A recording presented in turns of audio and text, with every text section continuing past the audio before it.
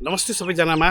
हामी अहिले हरेक सामुदायिक स्कुलमा गएर यो वर्षको एसईको इक्जामको जो रिजल्ट आएको छ त्यसमा चर्चा पर्चा गर्दैछु। कुन स्कुल गत वर्ष कति पास गरेको थियो र कुन स्कुलमा यो वर्ष कति राम्रो गर्यो भने यही सन्दर्भमा हामी कुरा गर्न श्री त्रिभुवन नमुना माविमा छौँ।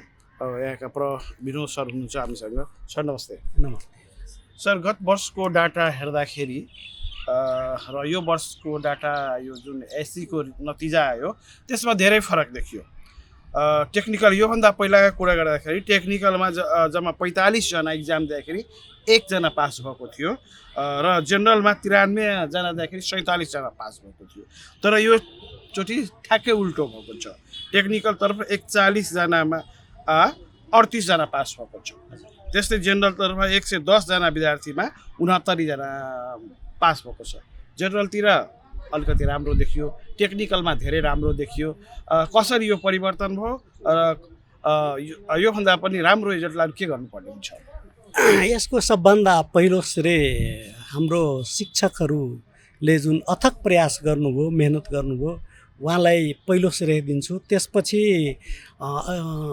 निवर्तमान विद्यालय व्यवस्थापन समितिका सम्पूर्ण पदाधिकारीज्यूहरूलाई पनि त्यत्तिकै श्रेय दिन्छु, किनभने उहाँहरू पनि दिनरात खटेर हामीलाई घचघचाएर सर अतिरिक्त क्लास चलाउनुहोस्, विद्यार्थीलाई बढीभन्दा बढी मेहनत गर्न लाउनु, अनि उहाँहरूको जुन योगदान थियो त्यो योगदानलाई पनि कदर गर्दै यसपालिको राम्रो नतिजा ल्याउनमा उहाँहरूको भूमिका र हाम्रो शिक्षकहरूले जुन भूमिका खेल्नुभयो त्यसको परिणाम हो। दिनेश सर, एउटा कुरा आइरहेको छ। एउटा अभिभावकले फोन गर्यो, सामुदायिक विद्यालयमा प्राय अरू ठाउँमा छ जुन मार्क छ त्यो धेरै यो जुन भाषामा भनिन्छ नि A+, B+, तर त्यो जिपीमा अहिले गनिन्छ। त्यो त्रिभुवन माविमा त्यो आउन नसकेको कारण के होला?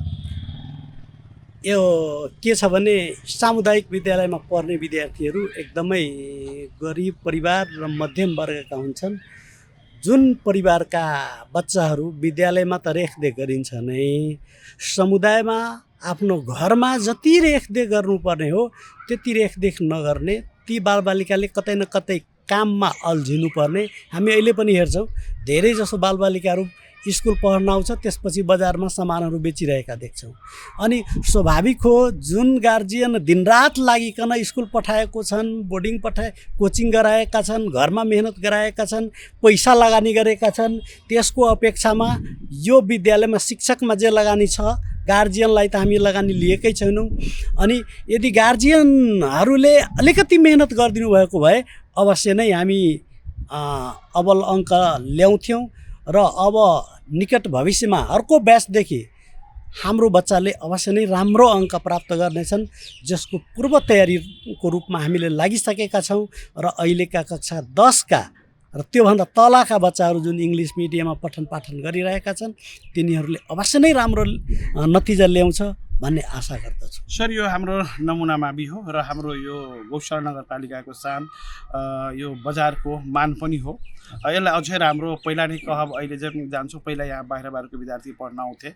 यो विद्यालय एकदम राम्रो विद्यालय थियो। यो बिचमा राजनीतिक द्वन्द्वले अर्कै कुरा हो, तर अब जस्तै यो चोटि भर्ना अभियानमा म पनि हेरिरहेको छु, राम्रो भर्नाहरू भइरहेको छ। विद्यार्थीहरू अझै आइरहेका छन् भर्ना हुनको लागि। यसमा खास गरी कस्तो अबको भूमिका रहनेछ? जुन एउटा नमुना मावि नमुना जस्तो हुनुपर्ने पूर्वाधार त धेरै नै मैले हेरिरहेको छु, धेरै नै भइसकेको छ। तर बिल्डिङ मात्रै बनाएर भन्दा राम्रो क्वालिटीको एजुकेसन पनि जरुरी छ। सर, यसको लागि के गर्नुपर्छ? सर्वप्रथम त यसको लागि म के भन्न चाहन्छु दिनेशजी, यो वडा नम्बर 5 को मलाई लाग्छ टोटलमा 15 देखि 20% विद्यार्थी मात्र वडा नम्बर 5 को छन्।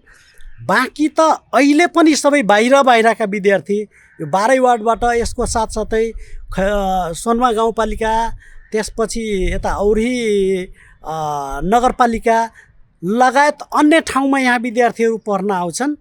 र ती विद्यार्थीहरूलाई अझ राम्रो बनाउनको लागि यसपालि हामी सम्पूर्ण शिक्षक दैनिक रूपमा आफ्नो कक्षामा नियमित जाने, गृह कार्य दिने, त्यसपछि विद्यार्थीहरूको राइटिङ चेक गर्ने लगायत पठन पाठनमा पुरै ध्यान दिने र सबभन्दा ठुलो भूमिका त अभिभावकको हुन्छ।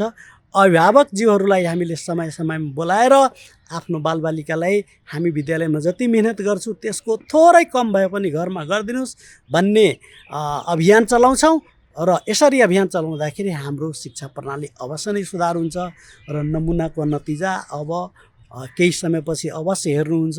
मलाई प्रयोग भएको 3 वर्ष पनि भएको छैन।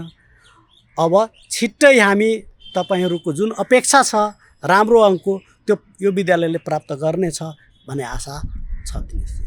हस् सर, हामीलाई समय दिनुभयो र त्रिभुवन मावि नमुना मावि अझै राम्रो होस्, प्लस र यस्तै रिजल्ट जस्तै टेक्निकलको रिजल्ट भयो त्यस्तै अरू फ्याकल्टी अब 12को पनि रिजल्ट आउला र यो विद्यालय प्रगति गरोस्, राम्रो होस् भन्ने कामनाको साथ धन्यवाद दिन चाहन्छु सर। हजुरलाई पनि धेरै धेरै धन्यवाद।